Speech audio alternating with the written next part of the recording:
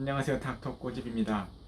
신경치료를 과거에 받은 치아 같은 경우에는 정기 체크업을 좀 해주는 게 좋은데, 그 이유가 신경이 분포되는 것들이 다 제거가 되어 있기 때문에 그 치아는 이제 찬 거 뜨거운 것도 느끼지 못하고 씹을 때 아픈 불편감도 느끼지 못하는 경우들이 굉장히 많아요. 그래서 그 치아가 완전히 썩는다고 해도 전혀 감각이 없기 때문에 환자분들이 일반적으로 크게 불편감을 못 느끼세요. 그리고 가끔씩 이제 찝찝한 냄새가 나거나 뭐 그런 불편감 정도인 거라서 사람들이 이제 너무 아플 때 치과를 찾게 되는 경향이 있는데, 조금 이상하더라도 주기적으로 치과를 가시는 게 맞고요. 한번 치료를 받은 그 치과에 뭐 주기적으로 스케일링을 받을 겸 뭐 3개월, 6개월, 1년 간격으로 계속해서 똑같은 부위를 사진을 찍어서 엑스레이나 사진을 찍어서 비교하면서 관찰을 하면 가장 좋을 것 같습니다. 이 환자분 같은 경우에도 과거에 이제 브릿지를 한 부위가 씹지 못할 정도의 통증이 있으셔서 오신 분인데,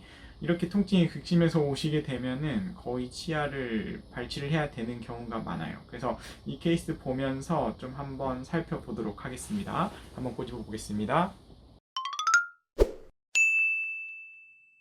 네, 왼쪽 아래 어금니가 씹지도 못할 정도로 아파요 라고 이제 오셨는데, 이 환자분 같은 경우에는 이게 이제 왼쪽, 이쪽이 레프트, 왼쪽이고 이쪽이 라이트, 오른쪽이에요.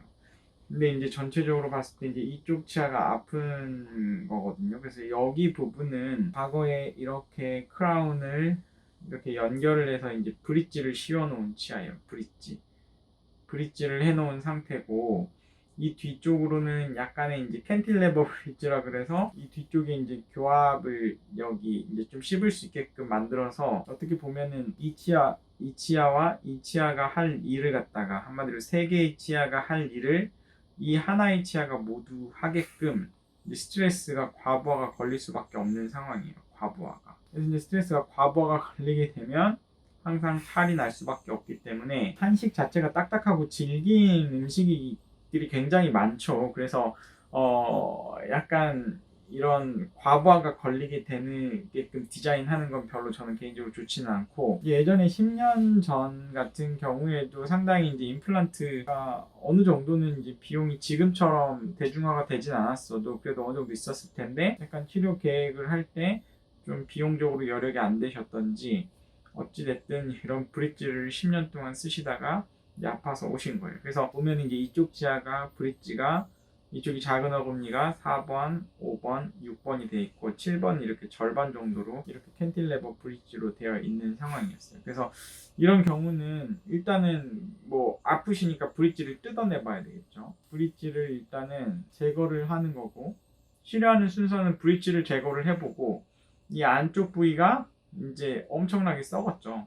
이제 이 부분을 갖다가 이제 충치를 다 제거하는 거죠. 충치 제거를 해보고, 이 충치 제거를 한 다음에 만약에 이게 수습이 가능하다, 살릴 수 있는 상황이다, 수습이 가능하다고 하면은 일단은 뭐 재신경 치료하고 뭐 필요하면 뭐 기둥도 세우고 이제 살려서 다시 크라운을 씌우는 작업을 할 수가 있는데, 이 환자분이 이제 캐리어스를 다 제거를 하고 나니까 거의 뿌리만 남았어요. 그래서 수습이 불가능하다라고 이제 계획이 됐고, 그래서 이제 임플란트를 해야 된다고 말씀을 드리고 이제 임플란트를 계획하에 들어간 거예요. 그래서 이제 이렇게 3차원적인 CT상에서 이제 모의 시술을 하고 들어가면 임플란트 결과가 굉장히 좋을 수밖에 없어요.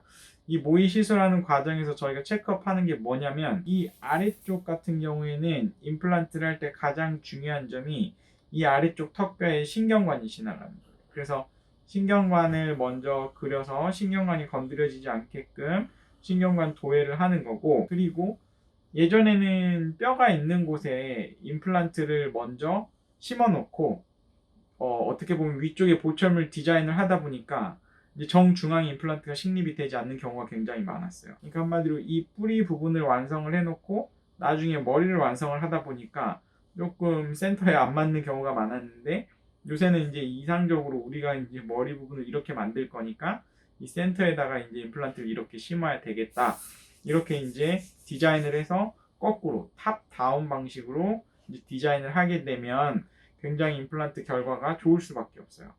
그래서 예전에는 다운 투 탑으로 임플란트를 심어놓고 그 위에 보철물을 하다 보니까 보철물을 하고 나서 음식물도 많이 끼고 불편함이 있었지만 요새는 탑 다운으로 나중에 결국에는 보철물이 잘 편안해야 결국엔 환자분의 만족도가 높기 때문에 이 탑 다운 방식으로 하는 게 훨씬 유리하다. 이거는 조금 임플란트를 하실 분이라고 하면 기억을 좀 하셨으면 좋겠습니다. 그래서 이 환자분께 원래는 이제 제가 추천을 드린 거는 비용적인 여력만 되시면 지금 이 위쪽 치아가 이 부분이 놀고 있으니까 임플란트를 이 자리에도 좀 하셨으면 좋겠다라고 말씀을 드렸어요. 근데 이제 환자분이 이 뒤에는 없는 채로 뭐 오랫동안 쓰셨으니까 일단 이 앞부위 임플란트를 좀 하기를 원하시고 있었어요. 그리고 이 앞부위 임플란트를 해보고 나중에 이제 비용적인 여력이 되시면 나중에 뒤쪽 임플란트를 하겠다 해서 이 맨 끝쪽은 디자인을 안 한 거예요. 이쪽도 지금 맨 끝치아가 없는 거고 여기도 맨 끝치아가 없는 거예요.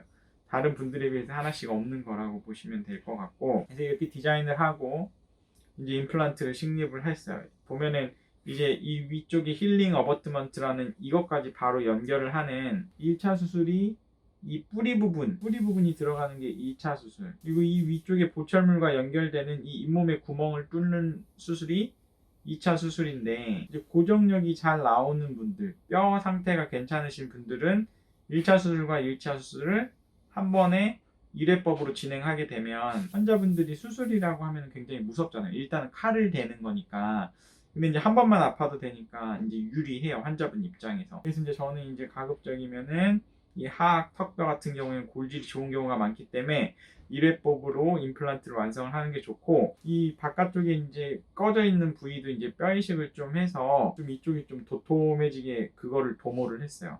이쪽 부위가 이제 이렇게 푹 꺼져 있는 상태로 내버려 두면 나중에 머리 부분을 완성을 했을 때 이 푹 꺼진 부분으로 또 음식물이 끼는 문제가 발생을 하기 때문에 되도록이면 전 항상 예전에 치아가 있을 때 도톰한 상태로 복원을 해주기 위해서 굉장히 노력을 하는 편이고, 이제 나중에 이제 ISQ 측정을 해서 저희가 수치가 70 이상, 보통 이제 90까지도 나오는데 이런 수치가 나와서 뼈랑 임플란트랑 달라붙었다고 판단이 되면 이제 커스텀 어버스를 연결을 해서 이렇게 만들어서 보철물을 하게 되어 있어요. 이 커스텀 어버트먼트는 이제 기성 어버트먼트보다 이제 약간 이 폭이 더 넓어요. 그러니까 작은 어금니는 좀 좁지만 큰 어금니 이렇게 넓어서 이 부분에서 이제 크라운을 만들기 때문에 어떻게 보면 이후 사이의 스페이스가 좀 줄어드는 역할을 해서 음식물 식편 납입을 좀 줄일 수 있다. 이 앞부위는 이제 크라운만 교체를 했어요. 이 뒤에는 이제 임플란트 이렇게 나사구멍이 있죠. 나사구멍.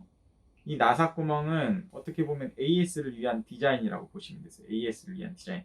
나중에 혹시라도 여기에 음식물이 끼게 되면 이거를 비용을 들여서 또 만들지 마시고 이거를 빼서 여기만 조금 수정해서 다시 끼우면 되니까 AS를 하기 위해서 저는 개인적으로 SCRP 타입인 이런 나사구멍을 만들어 놓는 걸 좋아합니다.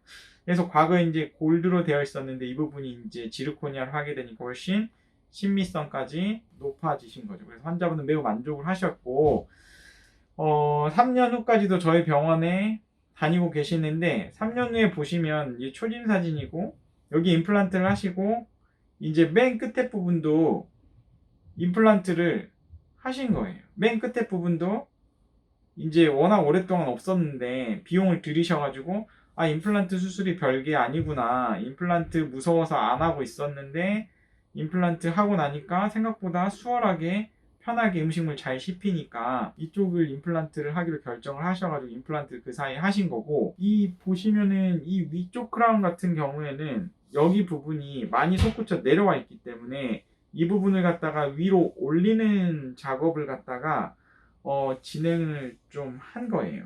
다시 그래서 위로 올리는 작업을 갖다가 진행을 하고, 그리고 여긴 임플란트를 해서 이상적인 위치에 이렇게 보철물을 한 거고, 이 보철물 타입은 이제 UCLA 어버트먼트 타입으로 디자인을 할 수밖에 없었어요. 왜냐면 이제 이 높이가 워낙 낮기 때문에 이걸 무리하게 이제 지르코니아로 가게 되면은 이 부분이 이제 뭐 깨진다거나 잘 빠질 수 있는 문제점이 있기 때문에 UCLA 어버트먼트 타입으로 했다.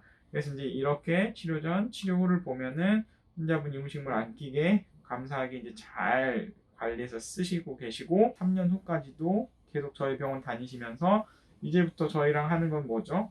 잇몸에 대한 청소를 하면서 이제 계속 유지 관리를 하시는 거예요. 그래서 임플란트가 끝이 아니고 향후 이렇게 지속적으로 계속해서 체크업을 해주고 음식물이 끼는지 안 끼는지를 체크를 해주고 그 부분을 보수를 해주는 그런 치과에서 임플란트를 하셔야 굉장히 환자분이 유리한 거예요. 그러니까 예를 들어서 임플란트를 심을 때는 엄청나게 잘 해주다가 이 임플란트 유지 관리에 관심이 없는 병원을 가게 되면 그런 분들도 이제 많이들 찾아오시는데 굉장히 힘들어요. 이제 환자분들은 음식물이 끼고 불편하다고 하는데 임플란트는 원래 그런 거다고 그냥 쓰라고 하면 환자 입장에서는 불편함이 있으니까 스트레스를 받을 수밖에 없거든요. 그래서 이런 부분들을 이렇게 해서 이제 완성을 잘 해서 3년까지도 잘 쓰고 계시고 지속적으로 이제 저희 병원에 오셔서 이제 체크업을 하고 계신 분이십니다.